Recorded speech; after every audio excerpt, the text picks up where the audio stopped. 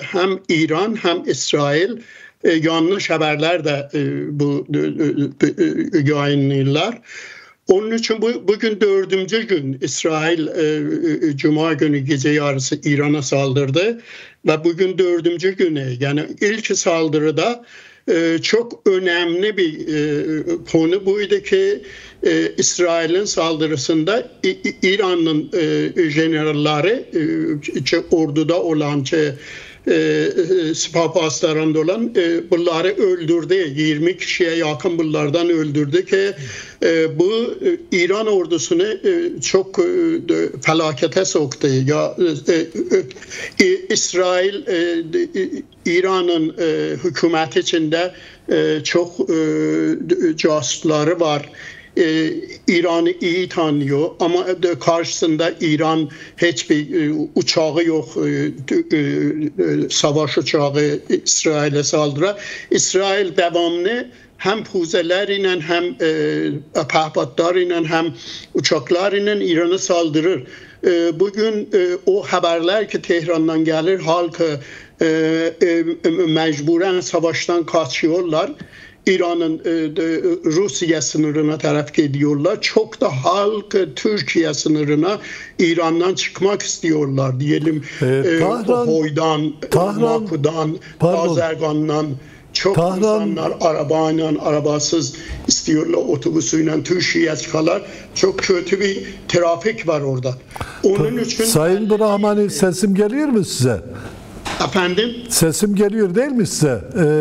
Siz şimdi sessiz geliyor bana. Kaçmadan söz ettiniz. Araya girip sormak istiyorum. Özellikle Tahran, İran'ın en büyük kenti. 18 milyon insan yaşıyor söylüyor. Büyük bir kaçış var Tahran'dan. Yine diğer taraftan Kürdistan'da da, Azerbaycan'da da, Belucistan'da da çokça bombalanan askeri karargahlar var ve onların da boşaldığı, askerlerin de bölgeyi terk ettiği söyleniyor. Bunların doğruluk payı var mı? Evet, doğru. İsrail çok saldırılar Azerbaycan'da, Kürdistan'da var. Onun için ben öyle düşünüyorum ki İsrail'in planı bu ki Azerbaycan'da ve Kürdistan'da bu iklimi Kürdistan'dan belki orada bir şuriş yaratabilir, orada bir çatışmalar çıkabilir yani. Onun için bu İsrail Azerbaycan'a, Kürdistan'a daha çok önem veriyor. Önem veriyor da sonradan da bir 4 gün önce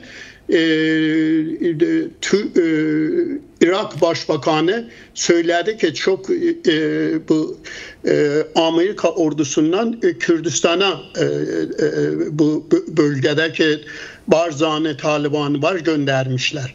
Onun için o bölge çok durumu iyi değil ve çok da İran da istiyor ki orada kendisine karşı opozisyon olan peşmergelere, PJAK olsun, Komil olsun, Demokrat Parti olsun, bunların da durumu orada iyi değil. Belki İran da onlara saldırabilir. Yani bu Azerbaycan, Kürdistan durumu çok değişik. Tahran'da dediğin kimin aynı İstanbul kimin belki İstanbul'dan çok 16-17 milyon nüfusu var. Şimdi o viraniye çevrilmiş. Şimdi elektrik yok, su yok, bombalamalar tam devam ediyor. Halk Tahran'dan kaçıyor ama caddeler kapalı, benzin çok az. Yani halk çok bir kötü durumda. Genelde Tahran'da. Onun için çok istiyorlar geçsinler ki İran'ın batısına, Rusya sınırlarına doğru ki orada biraz az saldırılar var. Ama İran'ın bu başka bölgeleri çok kötü. İsrail her yere saldırabilir yani.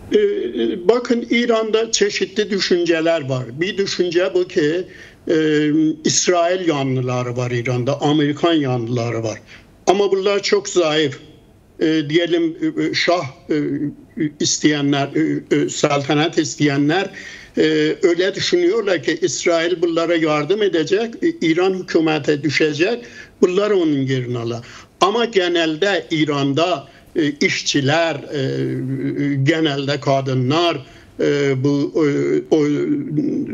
politika organları, bunları hepsi bu savaşa karşı, hem İran hükümetine karşı hem İsrail hükümetine karşı.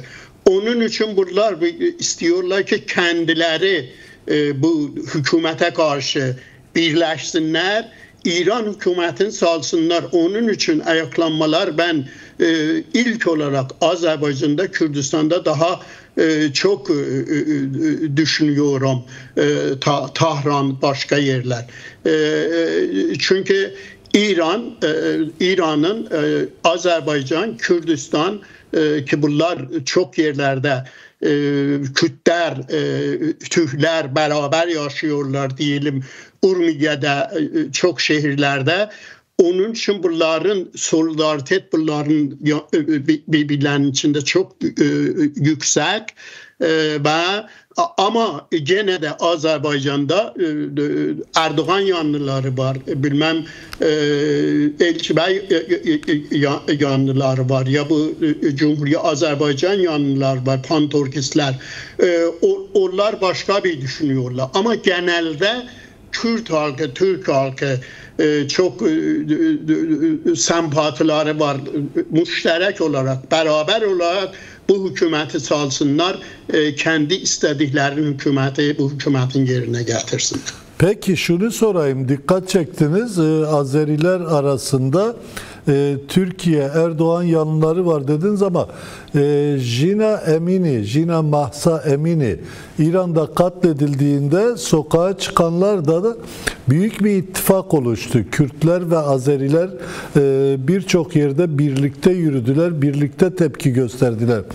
Hiçbir şekilde bir dış etki olmadan Azeriler ve Kürtler, özellikle İran'ın iki büyük güçlü toplumu birlikte bir ortak cephede rejime karşı ayaklanabilirler mi? Böylesi bir şey mümkün mü? Tabii mümkün. Hükümet onun için istiyor ki hiçbir zaman bu Cumhuriyet İslamı Kürtler ile Türkler arasında bir birleşme ortamı yaranmasın. Onun için Mahsa Emini Kürt bir kız, Tahran'da öldü ama ilk ayaklama Tahran'dan başladı. Sonra Təbrizdə, sonra Azerbaycan bu sol kanatlı Azerbaycan o yaktı, Kürdistan'a da yaktı. Yani bunun için tarihen de o zaman Pişəvəri döneminde, Gazi Məhəmməd döneminde bunlar işbirliği yapmış. Gene de ben kendim daha 18 yaşına kadar o bölgede Xoyda büyümüşəm. Bizim komşularımız hepsi Kürt, hepsi Yakçı komşuluklarımız var idi. O yere de kadar gelir. Benim düşüncemde Kürt halkını, Türk halkını bu Azerbaycan'da, Kürdistan'da ayrılmak olmaz. Bu iki halk birbirinin içinde birleşmişler. Onun için de bunların hükümet her zaman 100 yıl bu geçmişte, çe şah döneminde, çe bu dönemde ilk korkuları bu Kürdistan'dan, Azerbaycan'dandı. Bunlar birleşseler hükümet bunların karşısında duramaz. Peki son bu konuyla ilgili kısa bir soru daha sormak istiyorum. Belücilerin durumu da merak ediliyor. Belüciler de direngen bir halk İran'da. Bu sürede onların bir etkileri olur mu? Özellikle İran Belücistan'ında? Şimdi bugün bir haber var idi. Hümeyni'nin bu mullalarından biri Belücistan'dan kaçmak istiyordu. Halk onu öldürdü. Evet. Haberlerde geldi. Ne kadar doğru olur, ne kadar yanlış olur onu bilemem. Ama onu biliyorum ki İran çok bu pastar ordu gönderdi Belücistan'a. Belücistan da halkı hükümete çok karşı. ve sadece Belçistan değil, Xuzestan, Arap bölgelerde hükümete karşı. Evet. Yani hükümetin çok korkusu bugün Belçistan'dan, Arap bölgeleri, Xuzestan'dan, Kürdistan'dan, Azerbaycan'dan. Yani bu İran'da bu halklar Belçistan'dan tuttu ta Kürdistan'dan Azerbaycan'a, bunlar her zaman istemişler birleşsinler hükümete karşı. Evet, Belçistan'da bugün durumu çok belli ki orada da ayaklamalar görünüyor, orada da başlayacak. Peki şunu soralım, bir de İran rejimi özellikle saldırılar başladıktan sonra çokça kişiyi idam ettiği haberleri geldi. Özellikle İsrail ajanı oldukları gerekçesiyle idam edilenler var. Bunu bir korku politikası olarak mı yapıyor? Bu tabloda hala bu idamları devam ettirmesini nasıl yorumlamak lazım? Bakın, bu İran Cumhuriyeti bu 47 sene hükümetinde her zaman durumu kötüleşmiş, bu idamlara başlamış. Bugün de bu şahsı ki bugün sabah idam ettiler, 2 sene önce yakalanmış ama bunu hiç bilgi yok yani. Bugün İran bunu asmış, bu İsrail'in casusu İran'da. Bu ki İsrail'in casusları tam hükümetin içinde.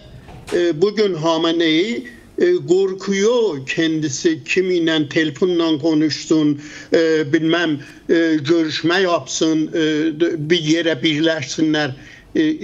Çünkü İran'ın içinde, hükümetin içinde ve ordusunun içinde çok İsrail'in casusları var. Düşünün, Cuma günü gece yarısı İsrail nereden biliyordu ki General Salami, General Bagri ve öbürler neredeler, bunların hepsini bir yerde öldürsün.